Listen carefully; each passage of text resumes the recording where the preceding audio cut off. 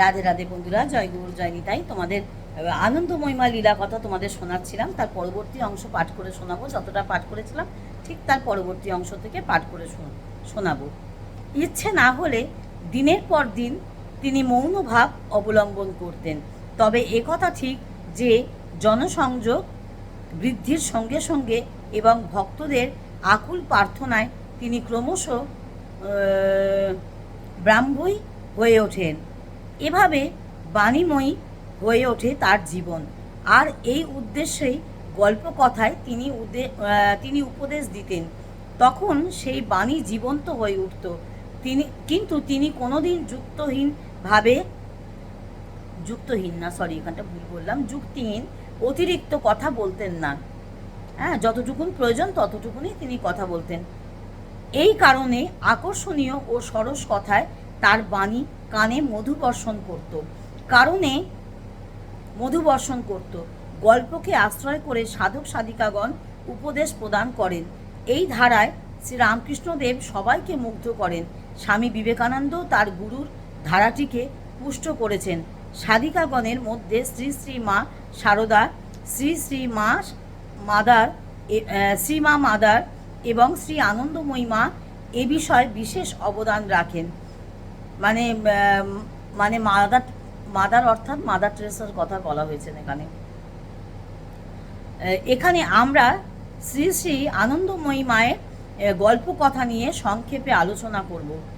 আনন্দময়ী মা বলতেন যে বদ্ধ জীবেরা সংস্কারে মত্ত হয়ে আছে, তাদের রুচিতে বিষয় সুখই প্রাধান্য পায়।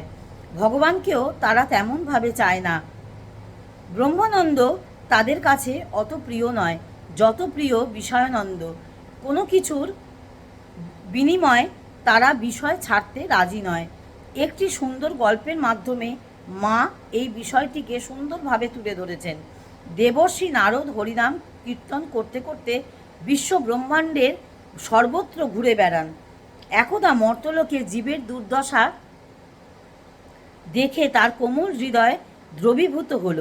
তিনি বৈকুণ্ঠে গিয়ে বৈকুণ্ঠনাথ নারায়ণকে প্রণাম করে বললেন, ভগবান, সংসারে জীবের বড় দুঃখ। ঠাকুর, তাদের দুঃখ দেখে কি তোমার একটু দয়া হয় না? তাদের সকলকে বৈকুণ্ঠে নিয়ে এসে তাদের ক্লেশ দূর করতে কি তোমার একটু ইচ্ছা হয় না? পরম ভক্ত নারদের আর্তভাব দর্শন করে তখন শ্রী ভগবান বললেন, আমি তো সংসারী জীব মাত্রকেই বৈকুণ্ঠে এনে তাদের অপরিসীম দুঃখের অবসান ঘটাতে চাই, কিন্তু তারা কেউই বৈকুণ্ঠে আসতে চায় না। তারা বিষয় সুখকে শ্রেষ্ঠ মনে করেই সংসারেই নিমগ্ন থাকতে চায়। একথা শুনে নারদ অতিশয় বিনীতভাবে বৈকুণ্ঠনাথের চরণে নিবেদন করলেন, দয়াময় ঠাকুর, এটাও কি সম্ভব? তারা সত্যি কি বৈকুণ্ঠে আসতে চায় না? অথচ তারা পৃথিবীতে কতই না কষ্ট পাচ্ছে। এখানে এলে তো তারা পরম সুখে কালাতিপাত করতে পারবে, কতই না আনন্দে থাকবে, যা মর্তলোকে অতি দুর্লভ।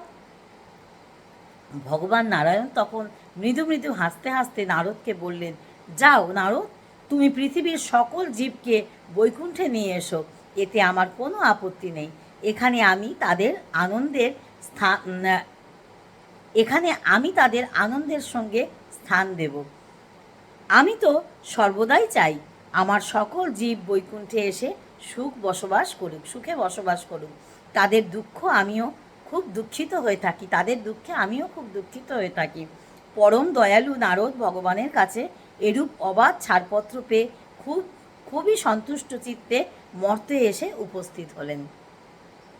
আজ এই পর্যন্ত বন্ধুরা, পরবর্তী অংশে আবার পরবর্তী ভিডিওয়ে পাঠ করে তোমাদের শোনাবো। আমার তো ভীষণ ভালো লাগে তোমাদের এই পাঠগুলো পড়ে শোনাতে। তোমাদের কেমন লাগে আমি জানি না, তোমরা কমেন্টে জানিও কেমন লাগে। শুনতে শুনতে একটা লাইক দিও, আর সঙ্গে থেকো, সাথে থেকো। রাধে রাধে, জয় গুরু জয় নিতাই।